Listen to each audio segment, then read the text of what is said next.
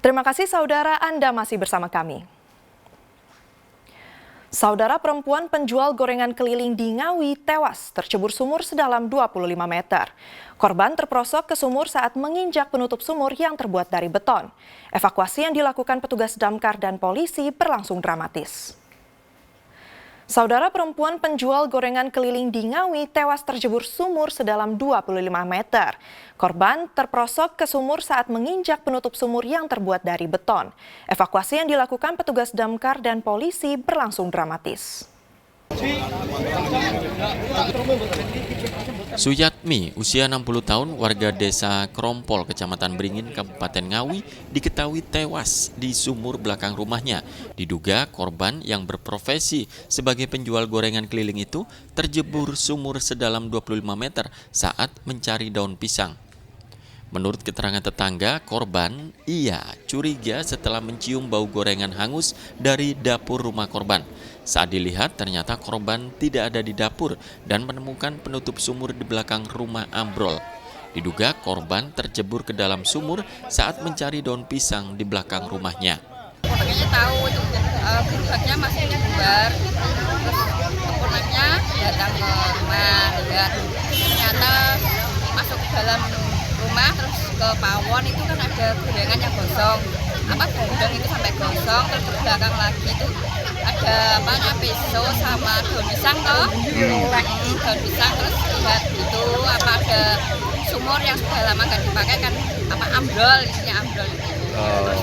Itu keponakannya itu manggil tetangga, itu lihat masuk situ apa enggak. Oh gitu. Terus upaya yang dilakukan warga apa Mbak ketika tahu ibu di situ? Warga itu Pak RT itu yang ngasih tahu tetangga, terus ngasih tahu Babin Kantimas toh. Terus rame-rame datang ke sini. Untuk mengevakuasi korban, polisi bersama petugas pemadam kebakaran dan SAR harus mengeluarkan gas beracun di dalam sumur sebelum masuk ke dalam sumur. Petugas membutuhkan waktu hingga 30 menit untuk mengeluarkan jasad wanita penjual gorengan dari dalam sumur. Kesulitannya di dalam diameter dari sumur yang sangat sempit sekali, semakin ke dalam mengerucut juga semakin sempit.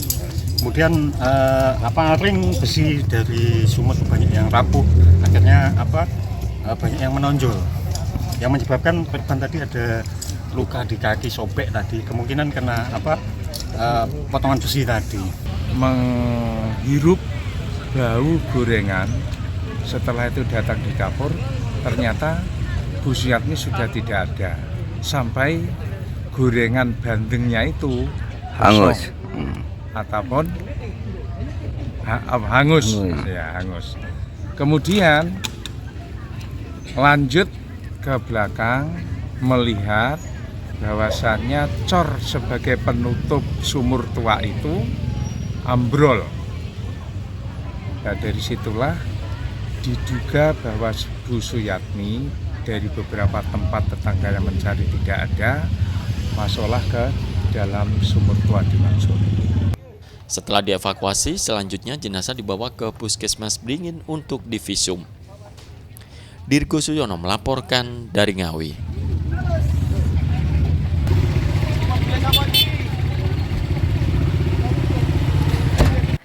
Saudara, bus penumpang PO Sugeng Rahayu tujuan Surabaya Jogja mengalami kecelakaan dan terguling di Jalan Raya Surabaya Mojokerto Minggu pagi. Akibatnya 7 penumpang terluka berat dan dievakuasi ke rumah sakit. Kecelakaan lalu lintas yang menimpa PO Bus Sugeng Rahayu kembali terjadi. Kali ini bus tujuan Surabaya Yogyakarta itu kehilangan kendali dan terguling di Jalan Raya Surabaya Mojokerto, tepatnya Desa Seduri, Kecamatan Balung Bendo, Kabupaten Sidoarjo. Akibat kejadian ini, 7 penumpang terluka berat dan dibawa ke Rumah Sakit Citra Medika Sidoarjo. Berdasarkan penyelidikan polisi, kecelakaan terjadi saat bus Sugeng Rahayu bernopol W7064 UP yang melaju dari arah Surabaya, berusaha menghindari sebuah bus lain yang hendak putar balik. Karena jarak terlalu dekat, bus Sugeng Rahayu mengerem mendadak hingga hilang kendali dan terguling. Kejadian kecelakaan di Jalan Raya Balung Bendo, yaitu laka tunggal antara bus Sugeng Rahayu yang melaju dari arah Surabaya ke Mojokerto dengan tujuan Solo Jogja.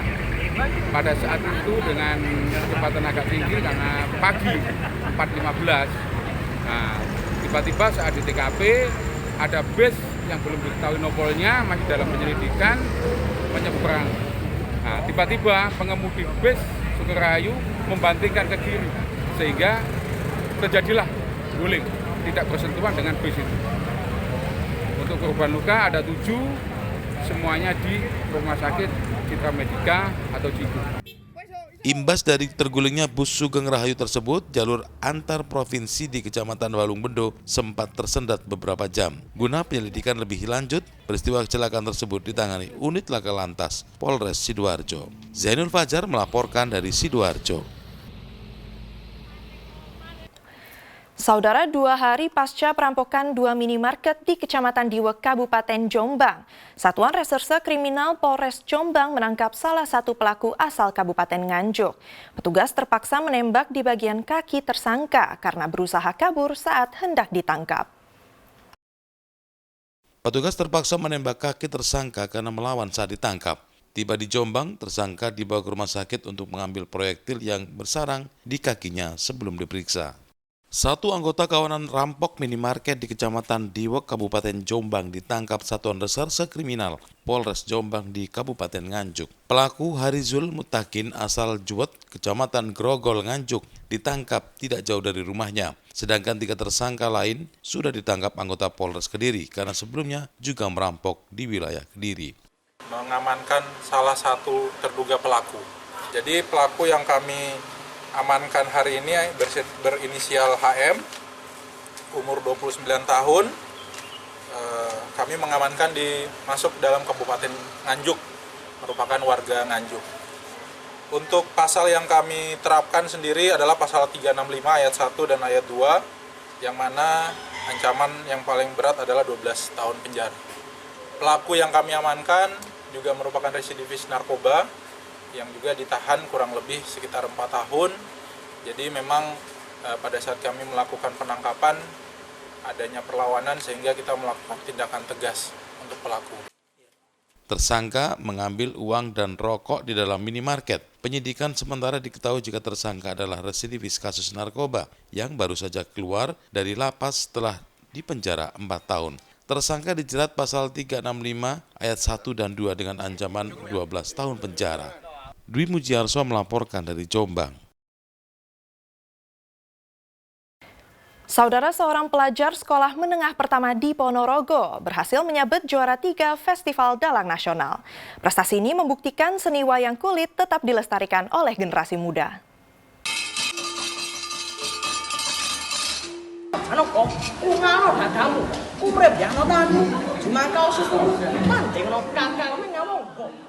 Seperti inilah kegiatan Daniswara Adi Permana, usia 14 tahun saat berlatih karawitan dan pedalangan bersama teman-temannya di Aula Seni SMP Negeri 1 Ponorogo.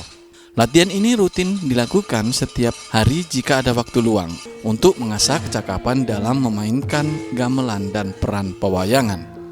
Berkat ketekunan berlatih, Danis mampu meraih prestasi yang membanggakan, yakni meraih juara 3 dalam Festival Dalang Nasional di Taman Mini Indonesia Indah, Jakarta beberapa waktu lalu.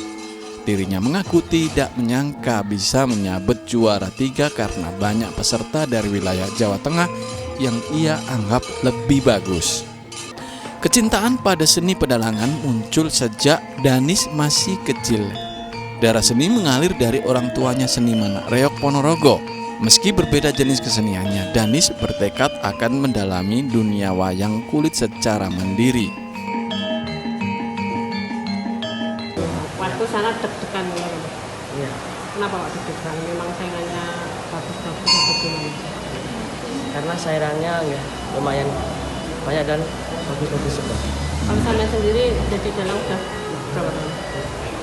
Saya belajar dalang ini sejak kelas 3 SD. Kenapa? Karena tertarik sama wayang. Ayah mungkin dalang atau enggak?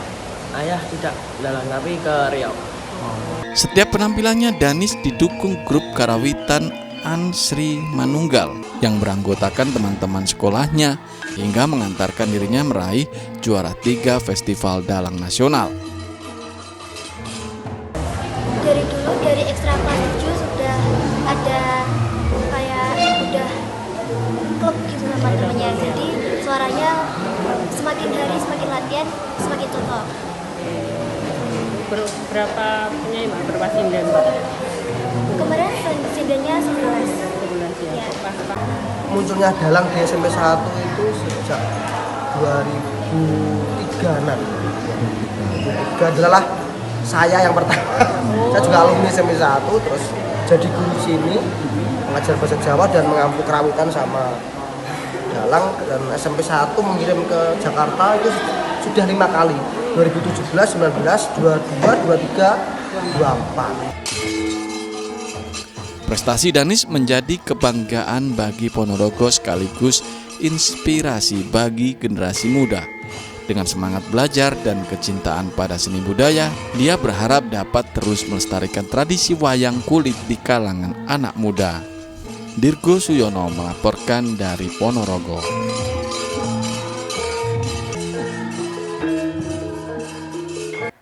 Saudara, berkat keuletannya dalam menjalankan usaha, pasangan suami istri di Mojokerto sukses sebagai produsen pentol bakso berbagai ukuran dan rasa.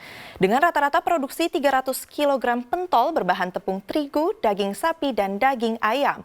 Alhasil dalam sehari Pak Sutri ini mampu meraup omset jutaan rupiah.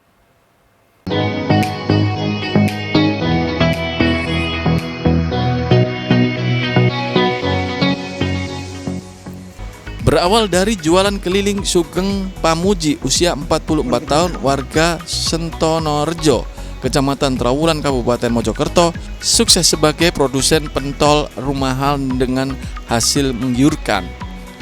Bersama istrinya Tuti usia 46 tahun, berbagai ukuran pentol berbahan tepung terigu, daging sapi, dan ayam yang dicampur bumbu-bumbu kaya rempah dibuat mulai pentol kerikil, jumbo kasar, dan jamur dengan rasa original serta pedas. Menurut Sugeng, sebelum menjadi juragan pentol, dirinya berjualan pentol keliling kampung sejak tahun 2019. Tak disangka pentol buatannya cocok dan permintaan terus meningkat. Hingga kini Sugeng memproduksi 300 kg pentol dan bakso tahu per hari. Jalan pertama itu bukan di sini, Mas. Kampung ya. Keliling-keliling antar kampung. Terus sampai tahun 2020, 2021 itu bisa di rumah. setiap harinya bisa memproduksi sampai berapa? Kurang lebih 300 kilo. Tak hanya pelanggan rumahan dan para penjual pentol keliling, pentol buatan Sugeng dan Tuti juga banyak diminati para peziarah komplek pemakaman Troloyo untuk oleh-oleh. Ya, yang tahun yang kemarin emang sudah pernah ke sini. Sudah pernah ke sini. Jadi sudah beberapa kali ke sini. 2 kali. 2 kali ini. Kalau rasanya gimana, Bu? Ya, alhamdulillah enak sih. Mana bukan. Kalau harganya, Bu? Harganya ya alhamdulillah jangkau ya. Pentol buatan Sugeng dan Tuti dibanderol mulai harga Rp26.000 hingga Rp35.000 per kilogram, dengan rata-rata omset harian mencapai 6-7 juta rupiah. Dia Eko Purwoto melaporkan dari Mojokerto.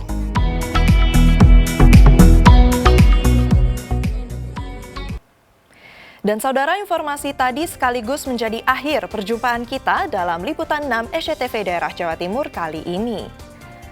Atas nama seluruh kru yang bertugas, saya Keisha Prabawa mengucapkan terima kasih atas perhatian Anda. Selamat beraktivitas dan salam SCTV.